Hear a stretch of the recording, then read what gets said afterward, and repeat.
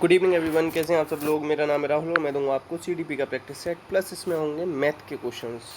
तो बने रहेगा हमारे साथ। पहला क्वेश्चन है आपका, बालक अपने व्यवहार की सामाजिक स्वीकृति जिस अवस्था में चाहता है वो कौन सी होती है, बताओ। तो वो होती है किशोरावस्था। ठीक है, याद रखना आंसर क्या हो जाएगा, बी। कहाँ से कहाँ तक होती है, 12 से 18 वर्ष तक होती है, ये याद रख सकते हो। ठीक है, और इसी में क्या करता है बताओ, किशोर। किशोर अपना आइडियल मान लेता है किसी को। ठीक है, ये भी याद रखना। इसमें मांसपेशियों का भार होता है 44%। ठीक, आंसर है बी। नेक्स्ट, सामाजिक व सांवेगिक विकास दोनों साथ साथ चलते हैं, किसने कहा है। तो देख, एक और एक दो, एक और एक दो, ऐसे क्रो एंड क्रो ने। संवेगात्मक की बात कौन करता है, सबसे पहले संवेग की बात की है जॉन मेयर और पीटर साल्वे ने। ठीक है, इनकी किताब है व्हाट इज ई आई। ठीक है, फिर इनकी एक है कौन, आपके में आते हैं डेनियल गोलमैन। उन्होंने कहा why E I is more important than I Q. I Q से ज़्यादा इंपॉर्टेंट क्यों है ई आई। इन्होंने 5 चीज़ें बताई हैं। कौन कौन सी बताई हैं, self awareness, self regulation, self motivation, empathy और सोशल स्किल्स। ये सब याद रखें। इनकी किताब है कौन कौन कौन सी बताओ, इमोशनल इंटेलिजेंस नाम से और है। ठीक है, याद रखना आंसर क्या हो जाएगा इसका, बी। आंसर हो जाएगा बी। वॉटसन ने बाह्य दर्शन विधि दी है और व्यवहारवाद के जनक है। ठीक है, ये भी याद रख सकते हो। और वुडवर्थ ने क्या है, हम लोग हेरिडिटी और एनवायरनमेंट का गुणनफल है, ये बताया वुडवर्थ ने। वुडवर्थ ने प्रश्नावली विधि दी है, और प्रश्नावली विधि बच्चों के लिए किसने दी है, बच्चों के लिए स्टेनले हॉल ने दी है। ठीक है, ये भी याद रख लो। नेक्स्ट, आंसर क्या बताया इसका, बी। आंसर क्या था इसका, बी। नेक्स्ट, मानसिक संरचनाएं जो चिंतन के निर्माण के लिए प्रखंड हैं। प्याजे ने किस शब्द का प्रयोग किया, स्कीमा का किया। प्याजे कहाँ के रहने वाले हैं, स्विट्जरलैंड के। 4 से 12 वर्ष के बच्चों प्रयोग किए, 32 किताबें लिखी, 1936 में उपलब्धि मिली इन्हें। ठीक है, याद रखना। ये संज्ञानात्मक अवस्थाएं कितनी बताई इन्होंने, 4। कौन कौन सी, इंद्रियजनित, पूर्व संज्ञातक, मूर्त और अमूर्त। कंजर्वेशन क्लासिफिकेशन कहाँ आता है, इस अवस्था में आता है। मूर्त चिंतन शुरू हो जाता है, इसमें अमूर्त हो जाता है। इसमें एनिमिज्म आता है, ईगोसेंट्रिक आता है। इसमें क्या आता है, वस्तु स्थायित्व, ये याद रखना।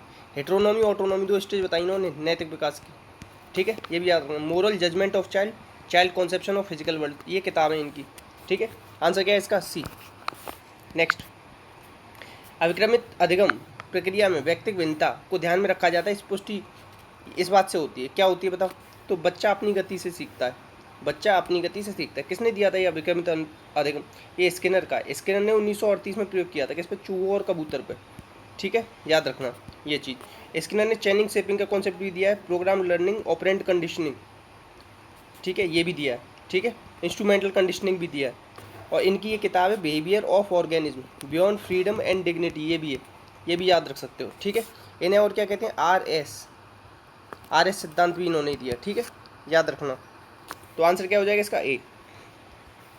नेक्स्ट, प्रत्येक माता पिता यही चाहता है कि उसकी संतान जीवन में सफलता प्राप्त करे, नाम रोशन करे। किससे रिलेटेड है, ये है नीले टोप से। किससे, नीले टोप से।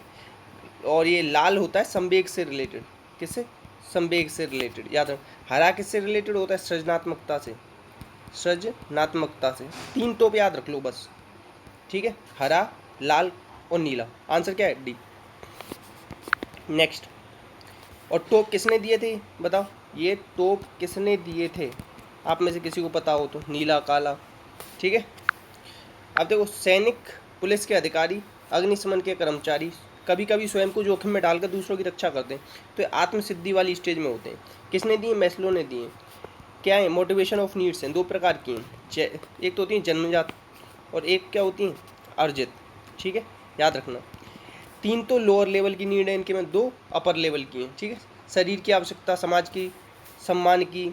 ठीक है, इस तरीके से आखिरी में आत्मसिद्धि। 5 है इनकी टोटल, याद रखना।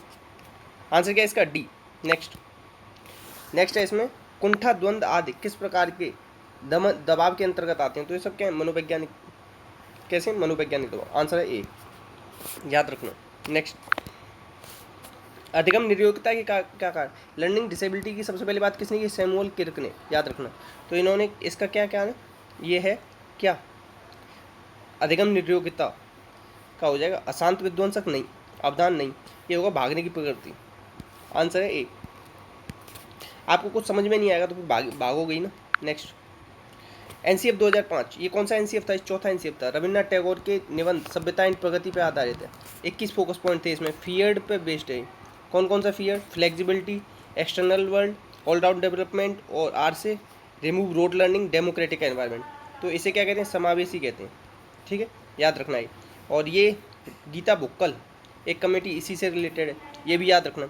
और ये क्या कहती है, पोर्टफोलियो द्वारा असेसमेंट लो, ये कहती है। आंसर होगा ये। नेक्स्ट है शरीर, सेल्डन की एक किताब है, कौन कौन सी बताओ।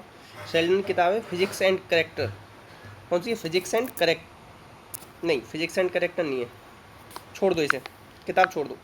सेल्डन ने शारीरिक गठन के आधार पर श्रेणीक्रम बनाते हुए एक्टोमॉर्फिक व्यक्तियों की श्रेणी बताई।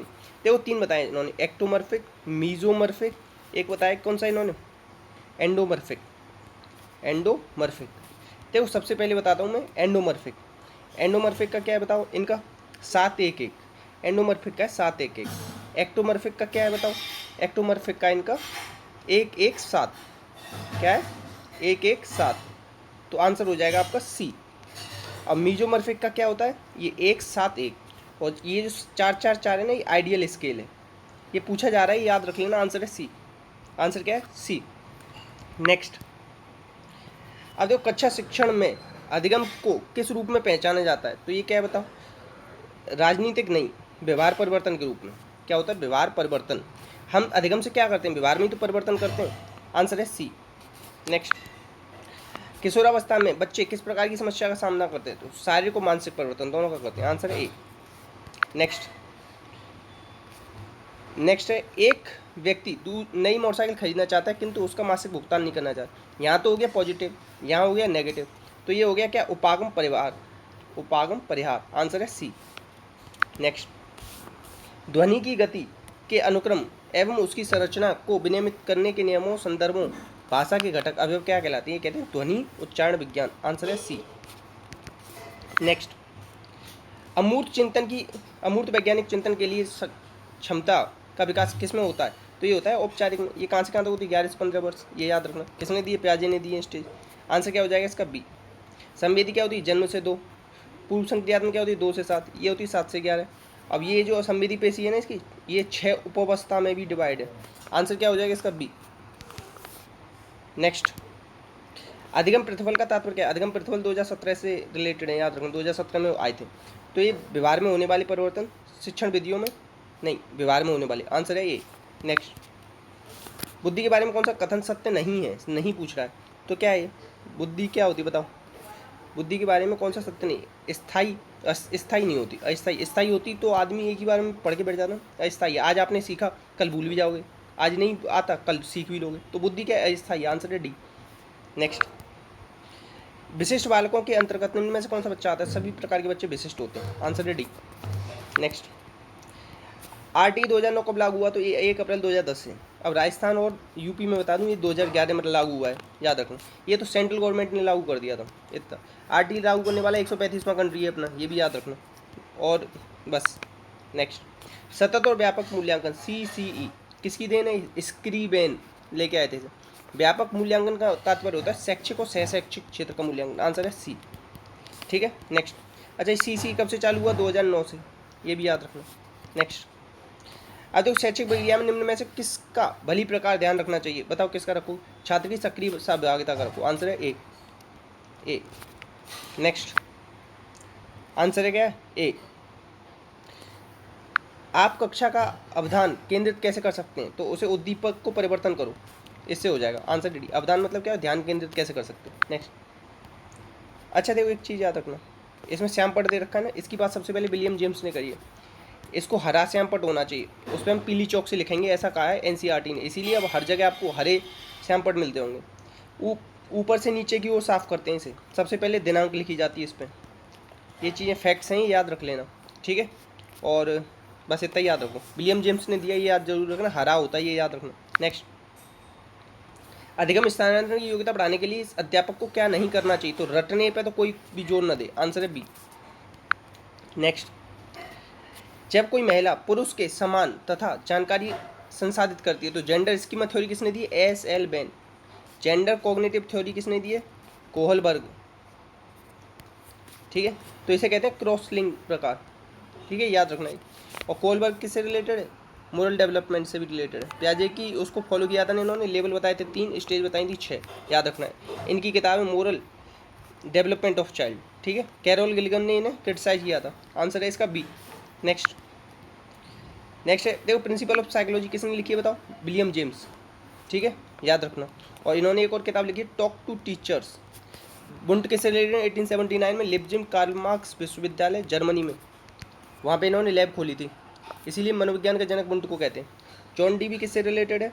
इन्होंने क्या दिया बताओ? जॉन डीबी ने डेमोक्रेटिक की बात जॉन डीबी से शुरू हुई थी, ठीक है। हाउ वी थिंक नाम की एक इनकी किताब है, 5 प्रकार का चिंतन बताया उसमें इन्होंने, ठीक है, ये भी याद रख लेना। और जॉन डीबी के एक शिष्य हैं टिचनर। जॉन डीबी के शिष्य कौन है वो आप बताना, छोड़ो टिचनर की थ्योरी को छोड़ देना। आंसर है इसका बी। नेक्स्ट, ये मैंने डायरेक्ट क्वेश्चन ले लिया यार किताब से कुछ, जैसे जल्दी जल्दी पढ़ा सकूँ आपको। देखो इसमें संज्ञानात्मक विकास की वो अवस्था है जिसमें वस्तु स्थायित्व हो जाता है, तो इसे कौन सी अवस्था कहते हैं? तो इसे कहते हैं इंद्रियजनित अवस्था। थोड़ी ठीक है, क्या है? इंद्रियजनित अवस्था है, डायरेक्ट याद रखो। किस इन निम्न अवस्थाओं में से समस्या की अवधि कौन सी है? सबसे ज़्यादा समस्या किसे में होती है? किशोर अवस्था। श्रव्य दृश्य में शंकु की बात कौन करता है? तो ये एडगर डेल ने दिया है। किलपैट्रिक है ना, ये हैं किसके? जॉन डीबी के शिष्य, ठीक है। और यही किस पे किलपैट्रिक ने क्या दिया बताओ? ये दिया इन्होंने, छोड़ दो। एक मानसिक सशक्त शक्ति निम्न में से किसका व्यवहार प्रदर्शित करती है? स्वयं के द्वारा की गई गलती को ढूंढे, तो वो क्या है? मानसिक सशक्त है आदमी। समस्या समाधान की योग्यता किस पर निर्भर करती है? ये करती है चिंतन तर्क पर। अच्छा, समस्या समाधान पर क्या आधारित है? गेस्टाल्टवाद, ये भी याद रखना। जो मॉरिसन का इकाई पद्धति है ना, वो गेस्टाल्टवाद से ही रिलेटेड है, ये भी याद रख सकते हो। नेक्स्ट, भावात्मक प्रज्ञा अंतर्गत कौन सा घटक नहीं होता इसमें? तो इसमें से नहीं होता, आत्मविश्लेषण कोई घटक नहीं है। ऊपर बताया था self awareness, self regulation, self motivation, ये उन्हीं की बात कर रहा है। सामाजिक अधिगम प्रारंभ होता है तो संपर्क से, ये किसने दिया है? बंडूरा ने। उन्होंने क्या दिया? सामाजिक संज्ञानात्मक सिद्धांत भी दिया है, बोबो डोल से रिलेटेड है वो। मोरल डिसएंगेजमेंट नाम की किताब है उनकी, ठीक है, याद रखना। अल्बर्ट बंडूरा द्वारा प्रस्तावित अधिगम का प्रकार है कौन सा है बताओ? उन्होंने दिया है प्रेक्षणात्मक अधिगम भी दिया है, ठीक है, याद रखना। अंतर्दर्शी किससे रिलेटेड? गेस्टाल्टवाद। कौन लेके आया था 1912 में? बर्दिमर। इनका एक सिद्धांत है पूर्ति का सिद्धांत, ये भी याद रखना, ठीक है। इसी में कोलर है, उसने चिंपैंजी जिसका नाम था सुल्तान, उस पर प्रयोग किया। नाम है मेंटलिटी ऑफ एप्स किताब का इसका, ठीक है। आंसर क्या हो जाएगा इसका? बी, अल्बर्ट बंडूरा वाले का। नेक्स्ट, कक्षा कक्ष में संप्रेषण कैसा होना चाहिए? तो ये होना चाहिए शिक्षक और विद्यार्थी दोनों के मध्य होना चाहिए। आंसर है बी। नेक्स्ट, देखो किसी घन का विकर्ण दे रखा है इसमें 2175। घन का विकर्ण क्या होता है? √3a, ठीक है। अब कुल पृष्ठीय क्षेत्रफल पूछा, कुल पृष्ठीय क्षेत्रफल हो 6a स्क्वायर, तो इसका अगर मैं स्क्वायर कर दूं तो 6a स्क्वायर ही तो निकलेगा। मतलब इधर मैंने क्या किया है? इधर किया है मैंने क्या, इधर मैंने इसका दुगना किया है। क्या कर दिया? एक सेकेंड, √3a होता है ना, इतना आता है। अब इसको मैं 6, ये होता है 6a स्क्वायर, इसका टोटल सरफेस एरिया। तो 6a स्क्वायर कैसे बनेगा? इस पर अगर मैं कर दूंगा इसका स्क्वायर तो बन जाएगा 6a स्क्वायर। छोड़ो, इसमें थोड़ा डाउट आ रहा है, छोड़ देते हैं, ठीक है। कल कराएंगे मैथ के क्वेश्चन अच्छे लेके आएंगे, ठीक है। तो इतने ही क्वेश्चन थे आज के, तो कोई डाउट आए तो कमेंट बॉक्स में पूछेगा। इसी के साथ अपना अपनों का ध्यान रखना। जय हिंद, जय भारत।